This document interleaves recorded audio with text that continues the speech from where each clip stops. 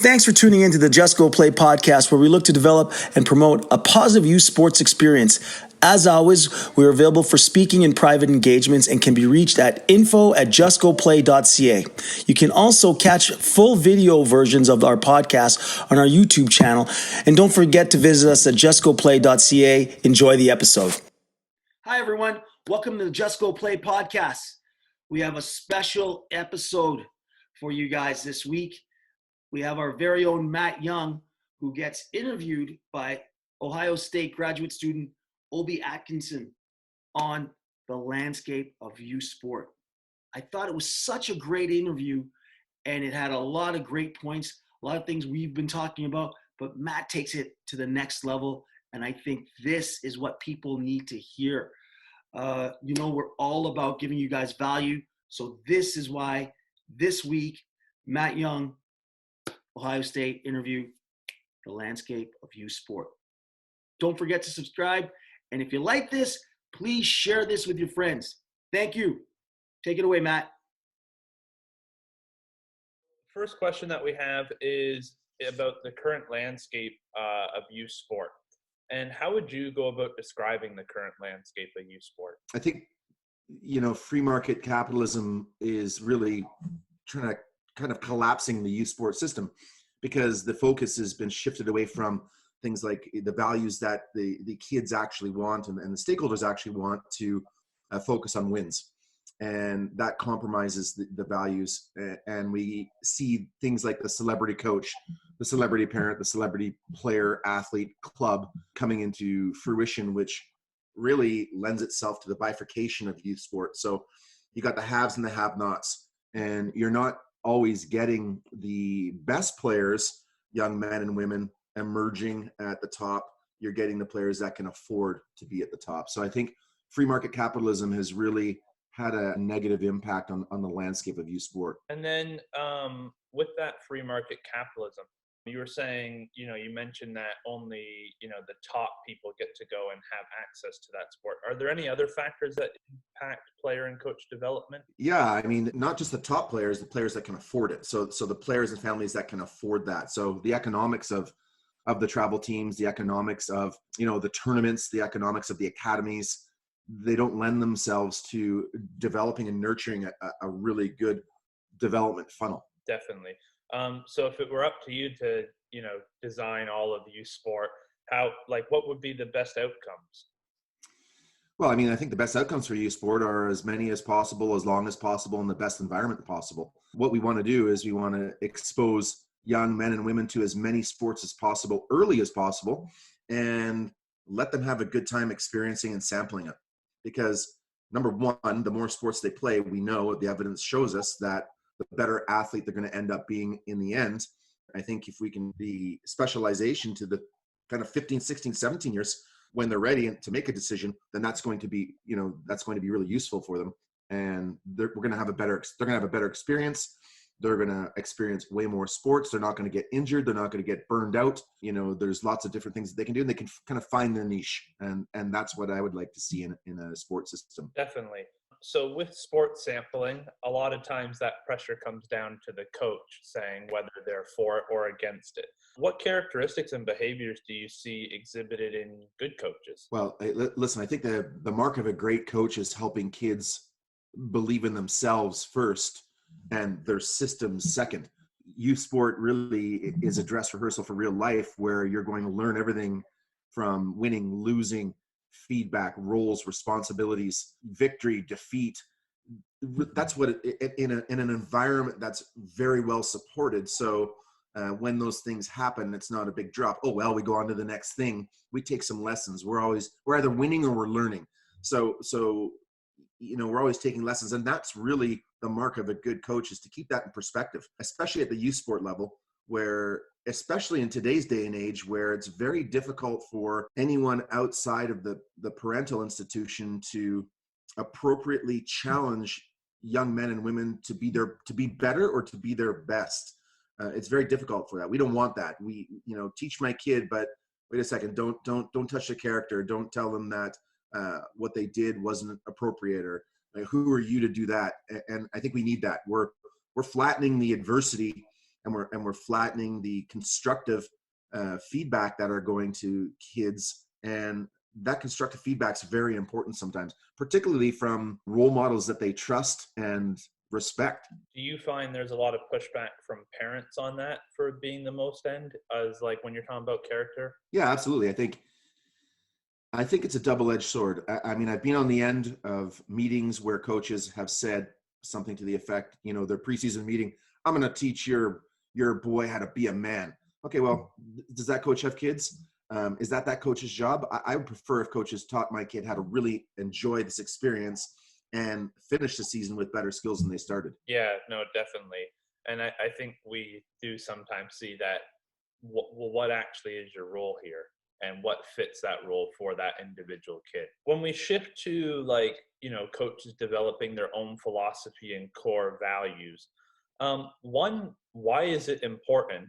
And then two, how should coaches go about that? It's super important because it really sets the table for the season and the expectations, what this ethos is going to be all about. And it allows parents and athletes to decide, yes, I'm in, and this is something I want to subscribe to, or no, you know what, I don't think this is the team or coach for us. I think the failure to do that often leads to, what is this, coaches? What is this all about? Is this all about the wins? Is it about development? And if we operate in secrecy, it lends itself to question. People are questioning it. So they're watching the game. What's happening here? It keeps people in the dark. And what you want to do in a sport environment at the beginning of the season and throughout the season for that matter is make sure that everyone's on the same page. To the best of your ability, you want to be transparent. You want to be open. You want to encourage that dialogue instead of what we see happening is that we tend to manage everyone in their own silos.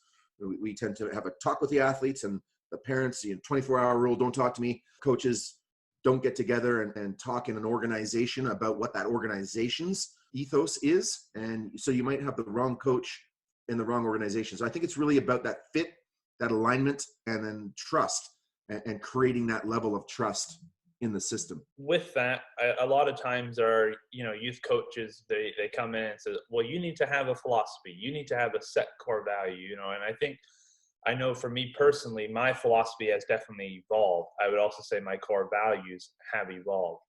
What would you say is a good starting place for youth sport coaches or coaches who are just looking to get into it when it comes to maybe these bigger topics of a philosophy and core values? It's a great question. And I think it's, do your homework. There are lots of great resources and materials about that. If we look at athlete development and we break it down into spheres or pillars, we got the competence. So that's the technical, tactical. What are the skills? Is it dribbling, shooting, stick handling, passing? That's the technical, tactical. And then we've got the physical competence. So speed, strength, endurance. That's one pillar of athlete development. Then you've got the confidence, which is the kind of mental resilience. You've got the character, which is the mental leadership. And then you've got the connection, which is the social emotional aspects. And then you got the culture.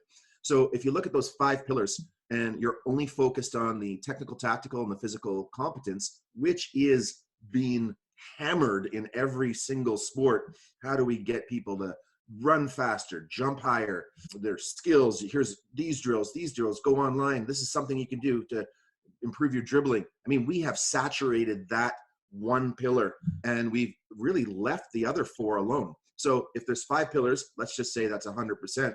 We're only really tapping into 20% if that's all we're focusing on is the competence. So why it's important is because, and arguably, listen, the brain leads the body. So it's just as important to tap into someone's character, their connection, their confidence to drive that competence in the first place. So we're leaving 80% of development off the table if we're not addressing those issues. Yeah, definitely. And I think we see that more often than not is that only 20% being addressed. So I think a good follow-up question to that one then is leading into designing an appropriate environment, because I think, it segues perfectly there that a lot of coaches only do set up an environment that only hits on that 20%. What would you say an appropriate environment looks like for youth sport? The appropriate environment is athlete-centered and player-centered. So you really got to connect with what those players need. And that's really where the art of coaching and the difference between good and great coaches happens.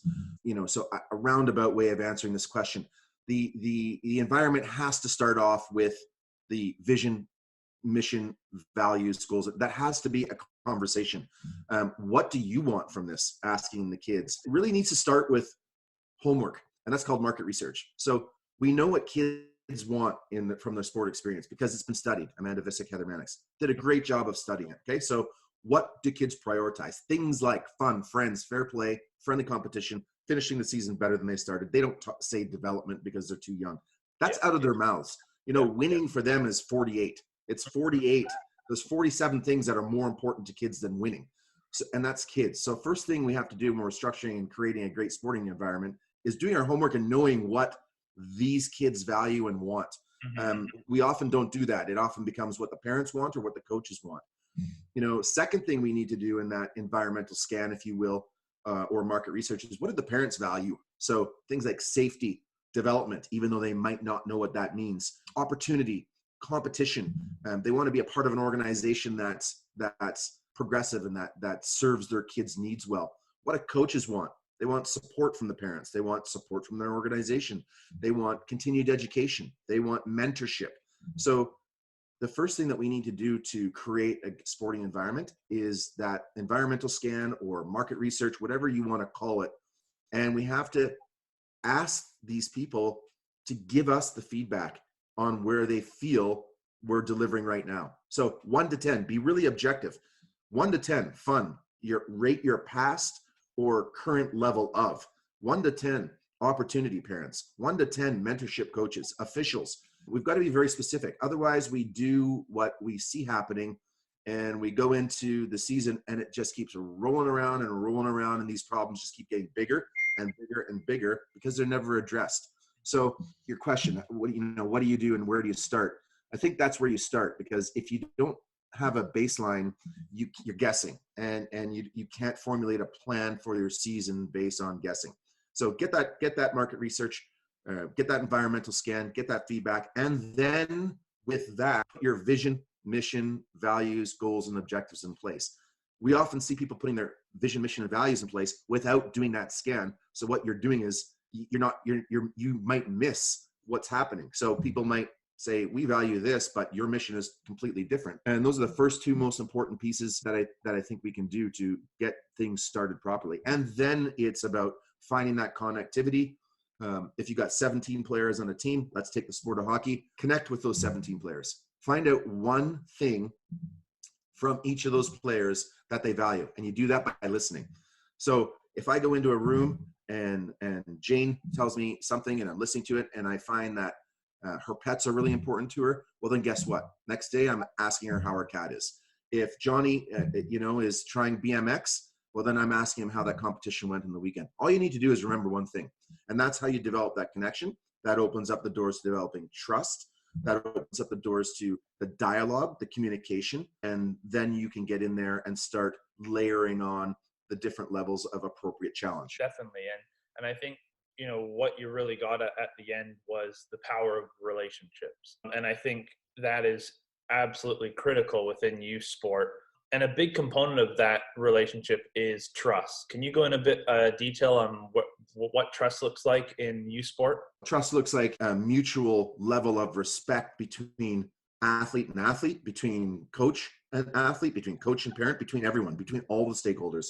So, assuming we're talking about coach athlete, then that level of trust is, hey, listen, I believe in you and I believe in you and you are here to help me. You're not here for your own personal gain. You're not here for elevating yourself as a coach. You're here for me through good and through bad. So when I'm down, you bring me up. When we lose, you are not hammering me into the ground. You're explaining what I can do better to put myself in a position to win. And winning is not just by the scoreboard. It's by the competence or character or connection or something that I can improve on. That trust is essential. I mean, if you can develop that trust, kids will move mountains for you. And if you focus there instead of on just the schedule, the score, and the standings, that schedule and score and standings will take care of itself. So, trust is the essential ingredient into having people believe you, follow you, want to work for you, perform for you, give you their best. And then also on top of which, going beyond just the coach athlete relationship, what suggestions or strategies would you say when coaching with other coaches, or even like having relationships from a coach and club?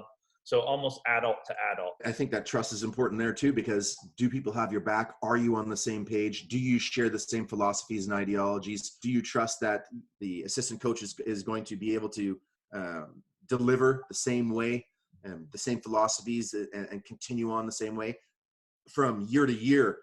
Does the organization trust that all the coaches are going to be on the same page and have an athlete-centered approach? It's essential. And, how do you foster that? Again, it's time, and it's spending time with, it's being vulnerable. It's having open and frank conversations. It's having tough conversations. It's about challenging one another. All the things that we avoid.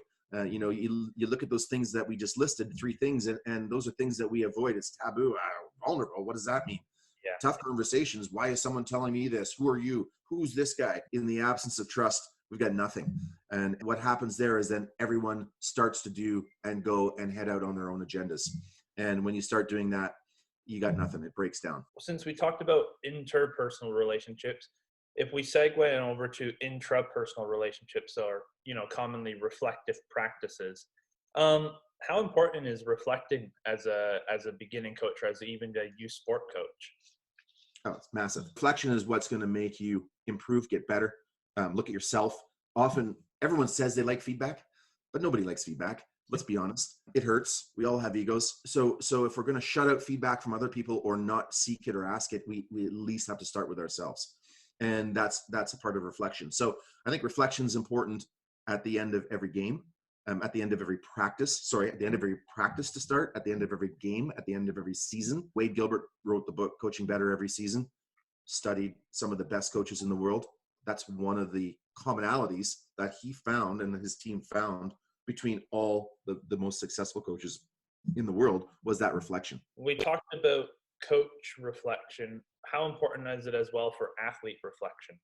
Yeah, it's the exact same. You're way more open to learning when you tell yourself something than when someone else tells you something. Again, it's that feedback. If a player can have that same thing after practice, after game, after the season, and just sit down and it doesn't take long. Just like, how did I do? And the thing is, you'll see players often get into the car or meet their parents in the lobbies or in the foyers and say, hey, how do you think I played?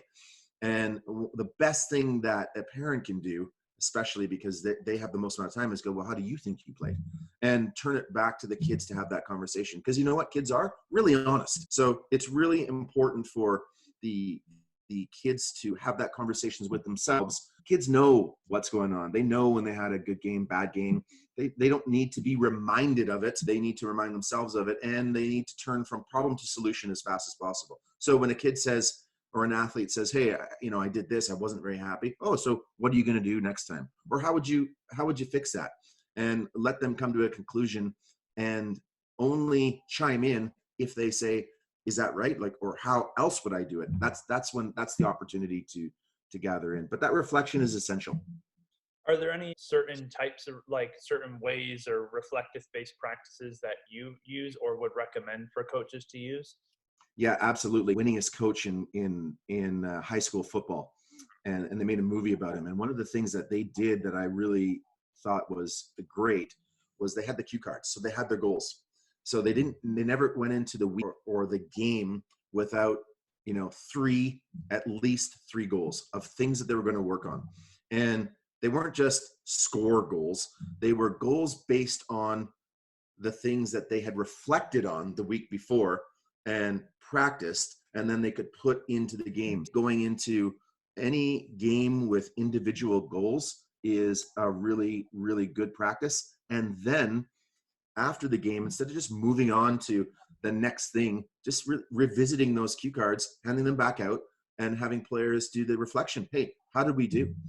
For coaches, the same thing. You see all the great coaches, they have a notepad and they're writing stuff down, when mistakes are made, etc. They're not writing it down so they can chastise somebody after the game. They're writing it down because that's something that they can implement in the next practice. So if a coach comes to a game and says, hey, this is the team we're playing this week, our team goals are to A, B, and C. And you have the game, and then in the locker room after the game, that's all you're focused on, because it's called controlling your controllables. So many times we want to control the schedule, the score, and the standings. Sometimes you can't control the outcome of the game. Sometimes you're going to play a team that is just superior to your team. So when coaches at the beginning of the season, what do we want to achieve this season? We're going to win the championship. Okay, well, only one person wins the championship. So immediately you're setting yourself up for failure because you can't control all your controllables. So we should be focused less on what we want to achieve and more on who we want to be, because we can control who we want to be as a team, as an individual, as a player, and that reflection and those practices really help us achieve that. I think it is a common mistake where, the coach will say, well, we're going to win the championship this year. And I think that's very much a coach-centered goal instead of what player-centered. But how do you transition between both individual and team goals that, one, just aren't only performance-based, but between the two in multiple areas? I think you just articulate that as individual and team goals, because at the beginning of the year when you're having your conversations, you're articulating, you need to tell us what you want to achieve this season. What do you want to get out of the season? Not just from a win-loss perspective, athletes. What do you want to learn? And you're challenging them to think about the other pillars, be a good teammate, etc., whatever answers. And you might have to give them some guidance depending on how young they are, but having those goals is equally as important to having the team goals, because really if you focus on the individual first, the team and the outcomes will usually take care of themselves on the wheel. But if you focus on the team first, it's really hard to go back and try to get that individual growth and development and really put a label on it or quantify it. So I think you need both. And I think you do it in the order of individual goals first, and then the team goals. And then you can talk about how those individual goals fit into the team goals. And you can reflect on it when you're finished. With evaluating or assessing those team and individual goals, unfortunately, a lot of times coaches use either just skilled performance or win-loss record as their evaluation. Can you just touch base on some assessment and evaluation strategies, or what that should look like, or what it may, in an ideal world, what it would look like at youth sport? Yeah, I can. And I'm glad you asked the question, because this drives me nuts. When I hear people say development and I say, okay, great. Well, are you baselining your players across different markers in competence, confidence, character, and connection? What do you mean? Well, if you're not baselining them at the beginning of the season before they start playing, reevaluating them mid-season, and then following up at the end of the season with whatever competencies you choose, then stop using the word development, because there is no development, because you can't quantify it, and you're using your eyeball test or whatever opinion that you may have formed from whatever degree you may have procured. So I think having a baseline at the beginning is really important. It's essential. So baseline goes like this. You have a day of skills assessment, and in the competence, it's really easy because you're picking speed, strength, power, agility, all the components of physical fitness, right? Whatever is appropriate to that sport and whatever test you want. Same thing with the competence. So what are this age and stage appropriate skills? And they're all laid out beautifully in the ADM and long-term athlete development manuals. So you can just go there, select the skills for that age and stage that you primarily want to focus on, and you've got to baseline those. For things like character, connection, and confidence, well, those have to be defined. And again, those aren't visibly easy and right out there, but a lot of organizations, and again, Wade Gilbert, he's done a great job at defining those. The ADM manuals have done a good job at defining those. You got to pick 2 or 3 characteristics. So let's go into connection. Am I having fun? Relationships with teammates, understanding sickness and fatigue, understanding social media. Whatever your criteria are, and you can select them as a team, you can select them based on what's most important to the athletes, what's most important to that age group. You need to pick at least 3. And you need to have the athletes self-evaluate those, and you need to have the coaches evaluate those, and then you need to have the athletes evaluate the coaches on those. That is the ultimate in accountability moving forward. So things like character, work ethic, decision making, game sense, focus, leadership, whatever criterion, again, you select. And what our suggestion is, and what we've found success in, is when you, not 1 to 100 rating scale: initial, emerging, competent, and proficient. Initial, we're not there. Emerging, we're starting to get there, but not really there. Competent, okay, that's, now we're starting to understand. Proficient, we got it. So it can be as simple as that. It can be rubrics. And again, you have to define it. You have to define what it is. You have to be very clear with what it means, because if it's not clearly defined, then it's ambiguous.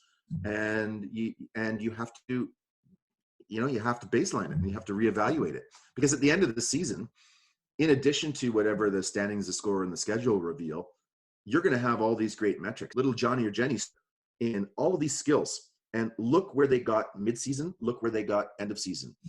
Too often we don't do that, and nobody is baselined.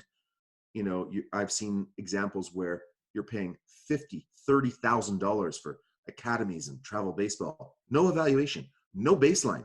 Oh yeah, we're here to develop you. Oh, okay. Well, so how do I know that my son or daughter has developed when there's been zero quantifiable, tangible metrics put to that? It's absolutely wild. And I think, as you said, you have to start with the baseline. But you did bring up a good point, though, of now that access to ADM, to Wade Gilbert's book, to long-term athlete development, they're all out there. They're on the internet. But still, coaching as a profession is very much mentor-mentee relationship, and it's very commonplace. What methods have you found to be the most successful when connecting and networking with other coaches? Yeah, well, I think first of all, you have to have the EQ and humility to want to do that. So thinking that you're the best or you have all the answers is probably not the best place to start if you're going to coach in a youth sport environment, because it's so fluid. And there is no linear track to say this is, the best coaching 101. So you're going to different coaches, and every different coach is going to have a different strength and a different flavor. So when you're networking, you can start with either coaches that you've heard of, that you've read of on social media, Fergus Conley, Wade Gilbert, like all these coaches are super approachable. They've got all their information out there, some free, some paid. Do your homework and make that time to connect with them. If they are a great coach, they will connect with you, and you'd be surprised if you make the effort, how many coaches will take the time to sit down with you and go through the different questions that you have.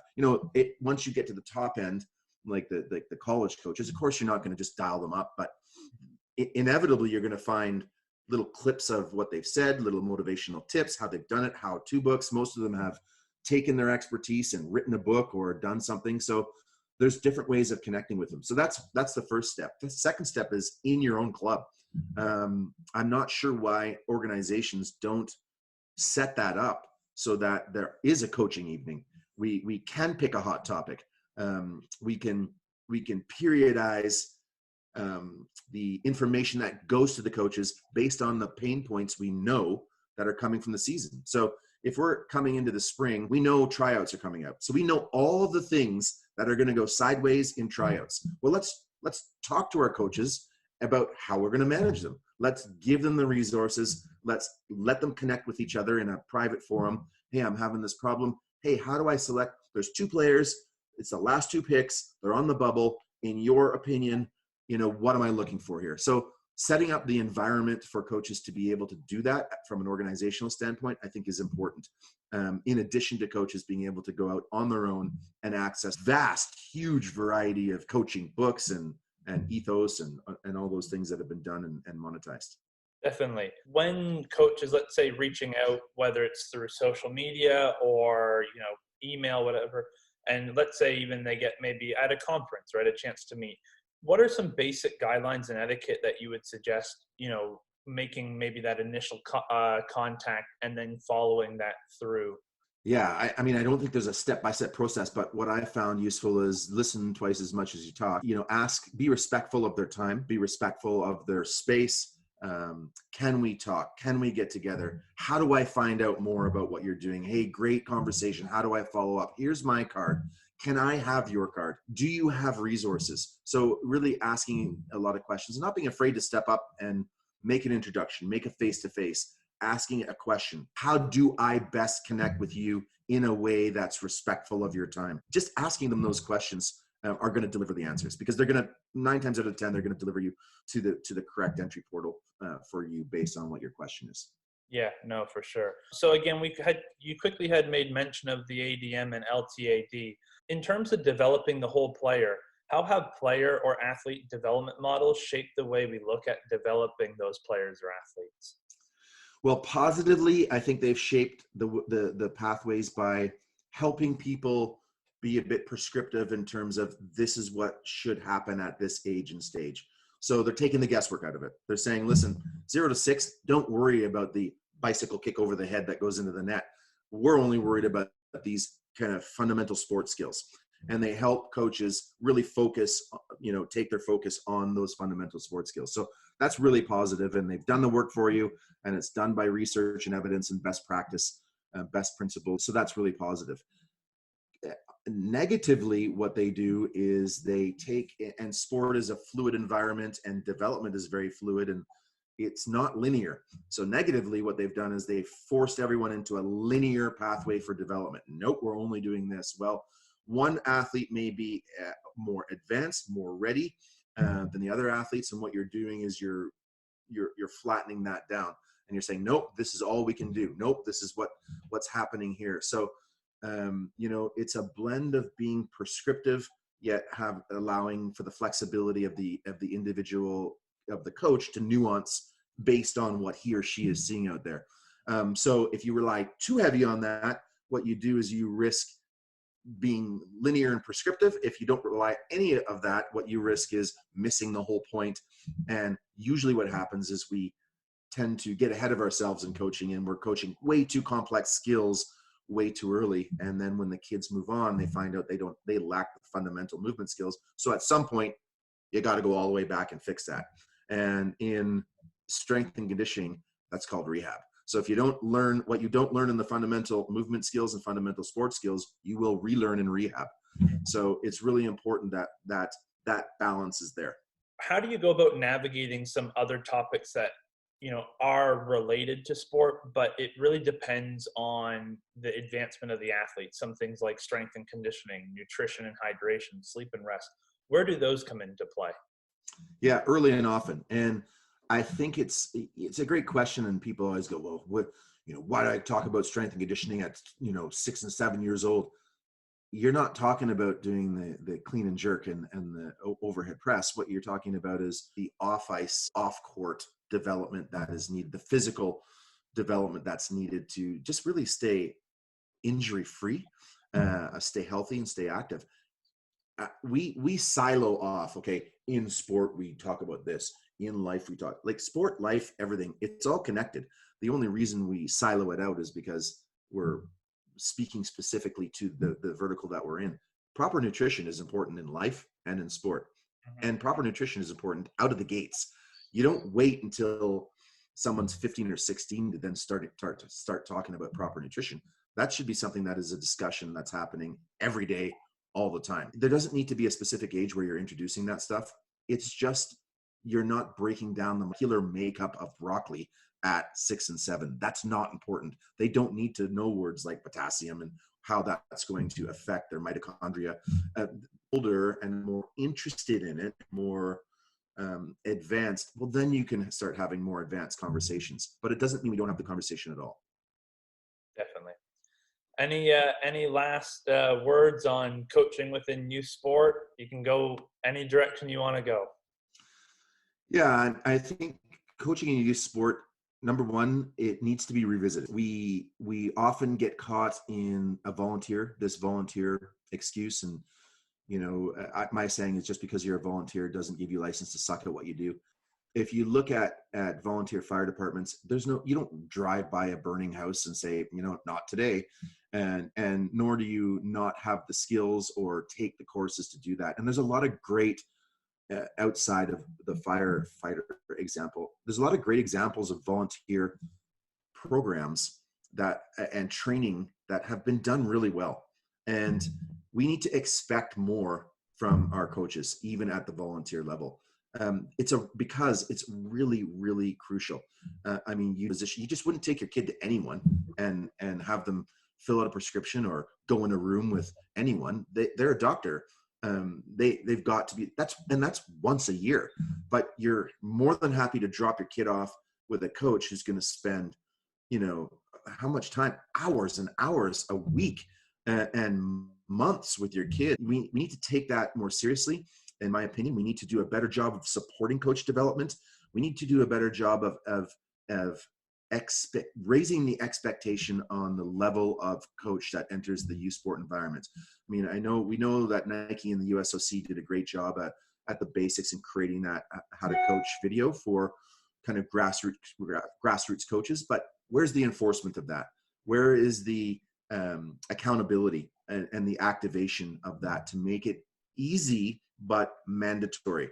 That's where I think that the youth sport coaching needs to have the biggest climb. And then you look at all these abuse incidences, because it's like shooting fish in a barrel. I can sign up to be a coach. Nobody's going to question anything that I'm doing. I have free reign with all these children, and we're always, after the fact, what can we do? What's happening? How did this happen? Well, it's because we didn't actually put the steps in place beforehand to be preventative and to prevent some of these things from happening. So I think that we need to raise the game of youth coach development across the nation, across North America, across the world. In fact, we need to expect more.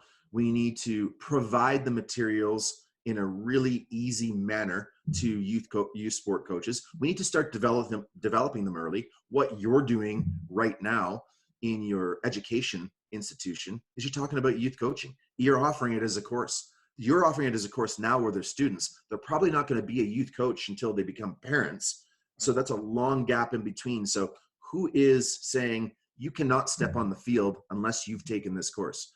I would like to see the insurance agencies, instead of paying out, what was it, $500 million to the victims of USA Gymnastics, I'd like to see the insurance companies go, Vinegar, you're not being insured unless you've taken this course, or honey, if you take this course, then your premiums are going to decrease because the likelihood of incidents is going to lessen. So this is not we're not trying to do a split a molecular atom here. This is not something that we can't do.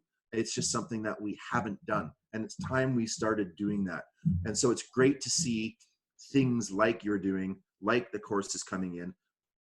It's great to see universities and education institutions offering this, because to give it to one organization for an entire country is a miss. There's no way that organization can get everywhere.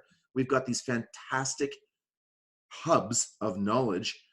We need to open it up. So to see it expand beyond the proprietary walls is fantastic, because everyone wants to and looks up to these universities that are in every state.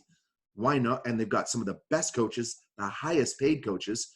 That's where all the coaches would dream of being, whether they're a volunteer coach or not. Why not share that knowledge? Why don't they become pillars and trickle down? It's not hard. It just takes some coordination, and it's great to see that that's being led. Definitely. That's it. No, definitely. I appreciate it, man.